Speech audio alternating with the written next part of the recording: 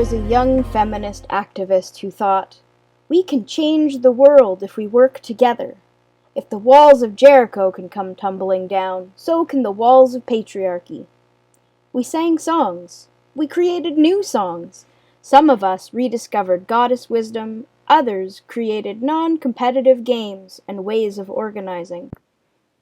Do you remember your first early dreams as a little girl about what you would do when you grew up? And the first time a boy laughed and taunted, "Girls can't do that, that's what boys do." Do you remember your early feminist dreams of a better world? I remember and treasure young feminist energy sharing dreams. At conferences, we slipped away to welcoming rocking chairs overlooking the peaceful lake. When we are old, there will be no more men telling us what we can't do, and we'll turn this retreat center into a fabulous feminist retirement home and tell our stories of transformation, creativity, and injustice upended. Our vision expanded, especially as we listened to each woman who entered the circle. Nell Morton called it hearing women to speech. Nell Morton, early feminist theologian, shared a practice of believing there was a story in each woman of self-worth, dreams, and potential that would find coherence and voice if we sat in circles and listened. Listening one another into speech. Picture the triangle that exists in a circle as we listen deeply to women's stories.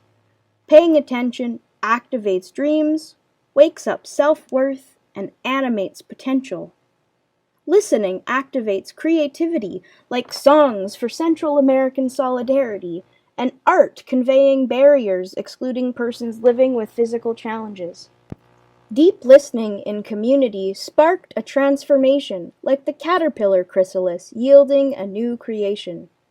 Through academic achievements and strategy setbacks, we created sacred space in community, expanding commitment and breaking open deeper understandings as we left a trail documenting our dreams and stories. Analysis came so quickly in those early feminist years. Looking back, we dreamed so grandly, missed so much, and though we persisted, the toll of patriarchy decade by decade reveals murdered and missing Indigenous women, our environment scarred, extreme poverty, and always racism. We were busy changing the world, claiming every profession and trade, clearing the way for all women daring their talents and attempting all those things that only boys can do. Always learning, realizing that binary language limited, views of success were limited. We questioned everything, answering boldly and listening some more. We persisted, we achieved, yet did our efforts create systemic change? And then there was this past year, all that this year brought. What changes happened in your life? How did life circumstances change your opportunities and dreams? How are you, right now, this International Women's Day, after a year of sacred shelter and now time to think about venturing into transformed time and space?